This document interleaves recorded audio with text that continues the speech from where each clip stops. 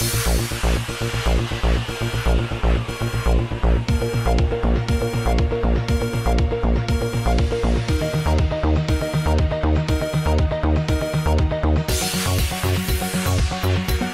हैदराबाद में हालिया गोशा महल के बीजेपी के एमएलए श्री राजा सिंह के एक बयान को आड़े हाथों लेते हुए मजलिस बचाओ तहरीक के रूह रवां जनाब अमजदुल्ला खां खालिद ने तबसरा करते हुए कहा कि भारत में ख्याल की आजादी सभी को मयसर है, लेकिन मरकजी हुकूमत की पॉलिसी को बरकरार लाने में कुछ ही लीडर्स पेश रहे हैं।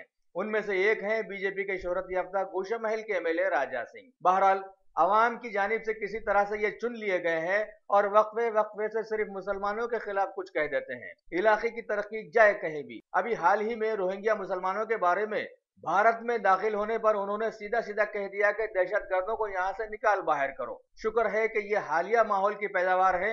अगर आजादी की लड़ाई में ऐसे लीडर होते तो पता नहीं भारत की आजादी का क्या हाल होता।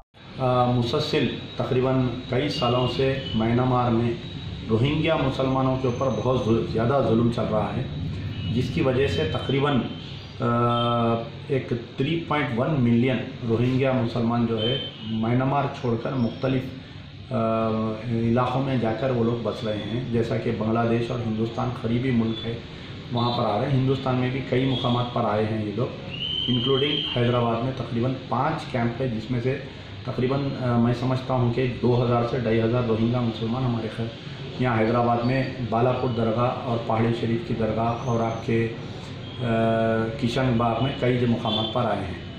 2 दिन पहले इस मसले पर जो है हमारे deputy chief minister Mahmood Ali साहब भी जाकर सुषमा स्वराज से मुलाकात किए करके ये बोले कि हिंदुस्तान की जो है हुकूमत रोहिंग्या मुसलमानों के क़त्ल-ए-आम को रोकने के लिए अपना इक़दाम उठाना चाहिए। और डिप्टी चीफ मिनिस्टर साहब महमूद अली जाके हमारे बांग्लादेश के एम्बेसडर और सऊदी एम्बेसडर से भी मिले। लेकिन बड़े अफसोस की बात यह है कि जिस वक्त तेलंगाना के deputy chief minister Sushma Swaraj ji से मुलाकात करके नुमाइंदगी कर रहे थे, उसी वक्त तेलंगाना की पुलिस जो है यहाँ पर के रोहिंग्या मुसलमानों को गिरफ्तार करके उनके ऊपर क्रिमिनल केसेस डाल के उनको डिपोर्ट कर रही है। मुसलसिल आज 3 दिन से अखबार में आ रहा है।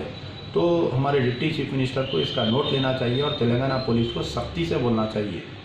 दूसरी चीज़ ये है कि हमारे जो राजा सिंह एमएलए बीजेपी के अपना एक वीडियो मैसेज दिए कि रोहिंग्या मुसलमान जो है आतंकवादी है, अगर वो हिंदू हैदराबाद में रहे तो हैदराबाद में जो है ख़तरा है, इस वास्ते इनको पूरों को निकाल देना चाहिए। तो एक जैसा हमारे पुराने शहर की कहावत है कि भोगता सो जानवर काटता नहीं, काटता सो जानवर भोगता नहीं, राजा सिंह के बयानात को सीरियस नहीं लेना चाहिए।